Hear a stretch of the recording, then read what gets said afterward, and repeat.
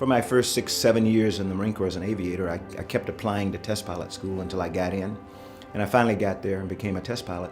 And while serving as a test pilot, I met the late, great Dr. Ron McNair, we lost on the Challenger crew. But Ron had been selected in the very first group of shuttle astronauts. He came up with a bunch of the test pilot school alums, and we met for the first time. We had grown up about 42 miles from each other in South Carolina.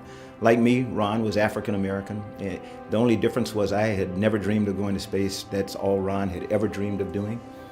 He had graduated from North Carolina A&T with honors, went to MIT, and earned a PhD in laser physics, and then was selected in the first group of shuttle astronauts. And before he left that weekend, he said, "Okay, are you going to apply for the shuttle program?" I said, "Not on your life." And he said, "Why not?" I said, "They never picked me." And he looked at me as I'm looking at you. He said, "That's the dumbest thing I ever heard." He said, "How do you know they won't pick you if you don't apply?" And I got embarrassed because growing up in the segregated South, my mom and dad were school teachers, and they had told me all my life, every single day, you can do anything you want to do. You know, you hold your fate. But you got to do it. You got to study hard, got to work hard, and you just can't worry about failing. So I got embarrassed, and I sat down and I did my application, and that's how I came into the space program. So.